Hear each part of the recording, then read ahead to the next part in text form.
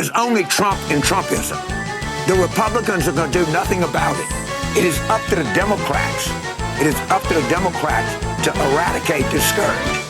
Welcome to this week's Wacky Moments of Liberal Expression. Did you hear the news? This was the week where an actual fact got broadcast over at CNN. Senator McSally, should the Senate consider new evidence as part of the impeachment trial? Man, you're a liberal hack. I'm not talking to you. CNN was not happy about a fact coming across their airwaves, so they just bitched and whined about it all day long. I think it's fair to say that McSally's days of engaging in rational discussion are over. There was this incredible and frankly shocking moment that was beneath the dignity of how a senator should behave. I mean, it's obviously indecent and based on a desire to not have accountability. My reaction was that her behavior was disgraceful, behaving disgracefully. It was disgusting. It was awful. It was an awful, awful thing that she did. It's awful. Oh my God. They're attacking a fundamental part of American freedom. Revealed her contempt for professionalism. She should call up Manu Raju, apologize to Manu Raju. I agree, Will. I misspoke. Sure. I'm sorry I did that. Misspoke. And then whatever she said. Exactly and then she should issue a public statement. That's sweet. Apologizing. She won't. Yes, a public statement apologizing for telling the truth on CNN.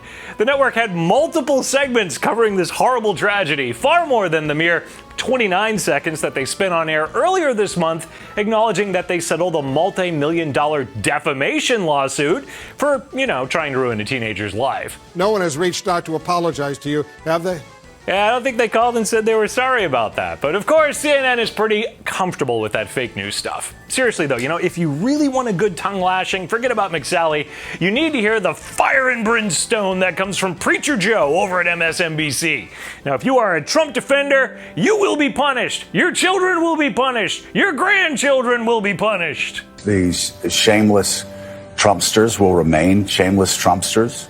But we do know how the story ends. We do know how history writes this. We know that everyone who defends Donald Trump right now will be exposed. We know Mike Pence will be exposed for what he is. We know that Barr will be exposed for what he is. We know that all of these characters, Rudy Giuliani, will be exposed for what he is. The history, it will be bleak. And their families, their children, their grandchildren, everyone who has their last name will carry that around with them. The audience of, one, Mika. Well, she was pretty receptive to that damning message. I love her head shake. Mike Pence, history's going to record your deeds. Maybe listen to your wife. In front of them. The thing about that strange religious cult of the leftist media is that they worship big government and democratic rule, and this week they got to participate in their sacrament of impeachment for a Republican president. And for MSNBC, it truly was a religious experience. They got to hear from Pelosi. She said he's been impeached forever. They can never erase that. And there's a sacramental statement for life, like a priest for life. It is a perfect statement of what she is. I think she's very reverential. I mean, she's one tough politician, but she's got another part of her which is very respectful of hierarchy.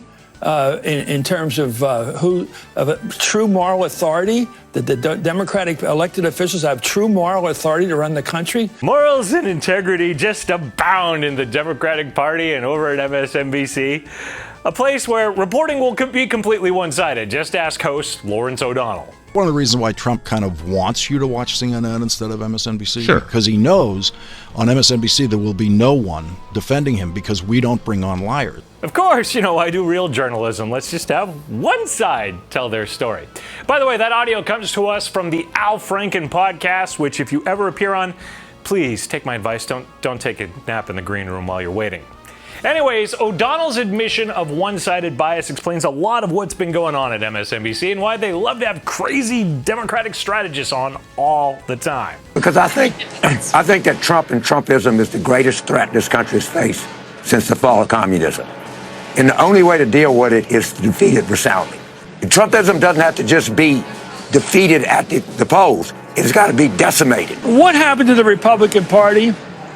The opposition party, from your thinking? There's only Trump and Trumpism.